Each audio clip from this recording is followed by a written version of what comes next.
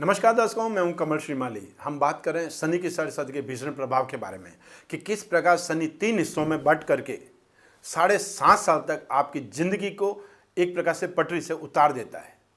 लेकिन यही शनि कई बार बहुत शुभ होकर के व्यक्ति को ऐसे रास्ते पर ला जाता है जहां व्यक्ति सबसे ज्यादा शाइनिंग, जहां सबसे ज्यादा ऊंचाई, सबसे ज्यादा शिखर भी देखता है। एक बहुत बड़े संगीतकार जिनने शनि की साढ़े साथी से पहले मुझसे संपर्क स्थापित किया था और मैंने उनको एक अनएक्सपेक्टेड भविष्यवाणी की थी कि आप टीवी पर धमाल मचाने वाले हो और आप अपनी जिंदगी का सबसे ज़्यादा अवार्ड रिवार्ड भी इस शनि की साढ़े साथी में पाओगे। और वो हंस करके चले गए थे। लेकिन कुछ वर्षों के बाद में जो उन्होंने नाम कमाया, जितनी पिक्चरों में उनको अवार्ड रिवार्ड मिले, वो एक प्रकार से इतिहास हो चुका है। अब बात करते हैं शनि की साढ़े साथी के थर्ड फेज की। तो आज हम बात करें तुला राशि की। 9 सितंबर 2009 से शनि की साढ़े साथी स्टार्ट हुई। 15 नवंबर 2011 से शनि की साढ़े साथी का सेकंड फेज स्टार्ट हुआ और 2 नवंबर 2014 से शनि की साढ़े साथी का थर्ड फेज स्टार्ट होता है। शनि की साढ़े साथी का फर्स्ट फेज में व्यक्ति का आचरण गलत होने लगता है, व्यक्ति की संगति गलत होने लगती है और वो व्यक्ति अपनों से विरोधाभास करते करते, अपनों की बात काटते काटते सब लोगों से दूर होता चला जाता है। एक प्रकार से ये बोल सकते हैं कि आपका सहारा छिन जाएगा। जो आपको मॉरल सपोर्ट दे सकते हैं वो आपसे दूर हट जाएंगे। तो व्यक्ति जिसके पास में सपोर्ट नहीं है वो अकेला ही संघर्ष करेगा। यदि किसी व्यक्ति को संघर्ष ही नहीं देखना पड़े, पैसा चाहिए, पिता ने दे दिया, माता ने दे दिया, भाई ने दे दिया, घर में बड़े हैं आपकी प्रॉब्लम को सुलझाने के लिए, तो आपको किस चीज़ से संघर्ष करना पड़ेगा? शायद कुछ नहीं। लेकिन यही लोग जब आपसे विपरीत हो जाए, जब माता और पिता आपसे असंतुष्ट होकर के आपकी सहायता नहीं करें, घर के बड़े बुजुर्ग आपको इंपॉर्टेंस नहीं दें या आपसे दूर हट जाएं, आपका जीवन साथी, आपकी संतान आपसे विरोधाभास पर उतर जाए, आप गलत संगति में पड़ करके परिवार को बर्बाद करने पे आमादा हो जाए, ऐसी स्थिति में कोई भी घर वाला आपको सपोर्ट नहीं करेगा। ठीक शनि की साढ़े साथी के स्टार्टिंग में जो व्यक्ति था, अपने आप को कांच में देखेगा तो उसके यहाँ पे फोरहेड पे ब्लैक के निशान आ जाएंगे, अर्थात कालापन आ जाएगा। व्यक्ति हथेलियों को देखोगे तो कालापन आ जाएगा। ये निशानी है कि जिसके पास में date of birth, time of birth and place of birth नहीं है, वो कैसे मालूम करे शनि के साढ़े साथी है कि नहीं है? तो जिसको बॉडी लैंग्वेज बोलते हैं उससे, उसके आचरण से भी मालूम चलता है। शनि की साढ़े साथी फर्स्ट फेज के बारे में आपने जाना। सेकंड फेज में उसकी अपने मित्रों से, अपने छोटे भाई बहनों से और यार दोस्तों से आपस में कासूनी हो जाती है, वैर विरोध होने लगता है। जीवन साथी के साथ में छोटी छोटी चीज़ों पर मनमुटाव और क्लेश हो जाता है और व्यक्ति कोई न कोई कार्य करते हुए भी उस चीज़ से छूट जाता है। तो जिसके पास में नौकरी नहीं है, काम नहीं है, धंधा नहीं है, जिसके अपने घर में नहीं बनती है, तो वो क्या करेगा? वो सारा दिन घर से बाहर रहेगा।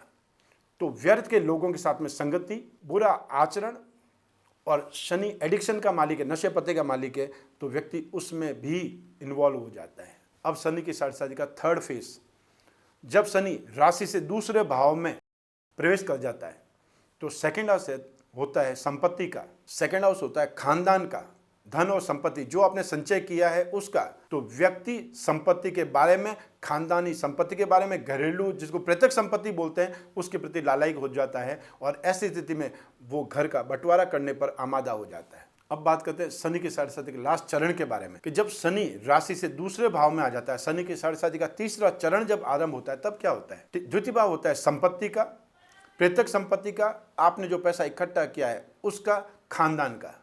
तो शनि वहां आते ही अपनी तीसरी दृष्टि से घर को देखता है, अतः सुख भाव को देखता है। तो ऐसी स्थिति में व्यक्ति अपने घर को ही छोड़ने पर आमादा हो जाता है। जो प्रत्यक्ष संपत्ति होती है उसके बंटवारे के लिए हिसाब मांगने लगता है। घर में क्लेश का वातावरण एक्सट्रीम पर हो जाता है। आए दिन घर में सुबह शाम लड़ाई झगड़े होने लगते हैं, वैर विरोध होने लगता है, कटुता होने लगती है, गाली गलौच होने लगता है। व्यक्ति अपना खुद का जो उसने संचय किया है उसको भी बर्बाद कर डालता है। या तो प्रॉपर्टी खरीदने में पैसा फंसा देगा या कोई न कोई व्हीकल, लैंड, किसी न किसी ढंग से संपत्ति क्रय में दूसरों के आधार पर, दूसरों की बात मान करके वो गलत फैसलों में फंस जाएगा। फोर्थ हाउस होता है सुख का।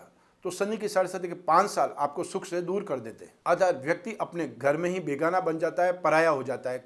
कोई भी उसको सम्मान देना नहीं चाहेगा, कोई भी उससे बात नहीं करना चाहेगा, क्योंकि जो व्यक्ति लड़ाई करना ही चाहता है, जिसको सिर्फ और सिर्फ एक ही चीज़ है, कोई उसको बात करे और वो उसके साथ में फाइटिंग करे, तो ऐसे व्यक्ति से हर कोई दूर रहना चाहता है। शनि की 7वीं दृष्टि राशि कुंडली के 8th हाउस को देखती है। 8th हाउस होता है मति का, अनएक्सपेक्टेड प्रॉब्लम का। जो एक्सीडेंट होते हैं, जो कुछ भी अनएक्सपेक्टेड लॉसेज होते हैं, जो व्यक्ति बुरे कामों में फंस जाता है, कोर्ट कचहरी में फंस जाता है, जेल यात्रा करनी पड़ती है, ये सब कुछ 8th हाउस से और 12th हाउस से देखा जाता है। तो जब शनि की दृष्टि 8वें भाव पर होगी, ऐसी ही स्थिति में व्यक्ति को जमानत कराने पर मजबूर होना पड़ता है, व्यक्ति को कोर्ट कचहरी का मुंह देखना पड़ता है या हवालात की हवा खानी पड़ती है। जरूर से ज़्यादा कॉन्फिडेंस में कुछ न कुछ गलत फैसला लेते हैं, जो होगा देखा जाएगा, या तो इस पार या उस पार। तो व्यक्ति उस पार तो नहीं जाता है, इस पार ही रह जाता है। ऐसे लोगों की संगति में रह करके वो व्यक्ति गलत फैसले लेगा, गलत व्यापार में जुड़ जाएगा और अपने घर की संपत्ति साथ साथ में पैसे की बर्बादी करके शनि की सरसदी को पार करेगा। शनि की सरसदी का लास्ट दृष्टि 10वीं दृष्टि है कुंडली में आय भाव पर। तो जिसको आय बोलते हैं, जिसको यश बोलते हैं, वो सब कुछ कर्म के बाद ही मिलता है। आपने अच्छा कर्म किया तो अच्छा फल मिलेगा, बुरा कर्म किया तो बुरा फल मिलेगा। तो यहाँ पर शनि की सरस्वती का लास्ट फेज में जो आपको मिलता है, आपके कर्मों का फल मिलता है। जो आपने पेड़ लगाया है उसका फल आपको चखने को मिलेगा। आपके जीवन में ऐसा नहीं आए, ना आपके संतान के जीवन में ये दिन आए, इसके लिए समय से पहले विचार कीजिए, उनकी कुंडली चेक कीजिए।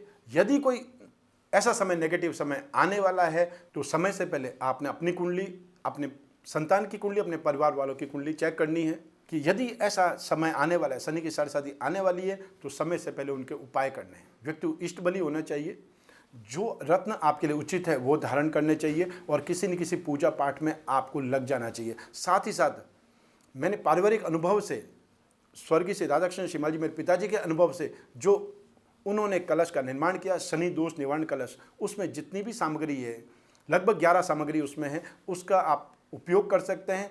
उसकी पूजा विधि उसमें दी हुई है। सब कुछ आप अपने जीवन में उपयोग कर सकते हैं शनि दोष निवारण के लिए। तो अपने जीवन में शनि से कष्टों को भुगतिए नहीं, उसका सामना कीजिए और शनि को आप अपने लिए प्रतिकूल नहीं, अनुकूल भी बना सकते हैं, क्योंकि ग्रहों को भी पूजा पाठ, नाम लेना पसंद है।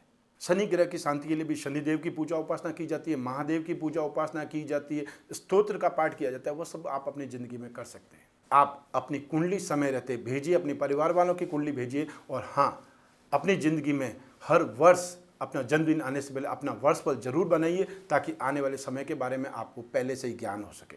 आज बस इतना ही। स्वस्थ रहिए, प्रसन्न रहिए, अपना ख्याल रखिए। नमस्कार।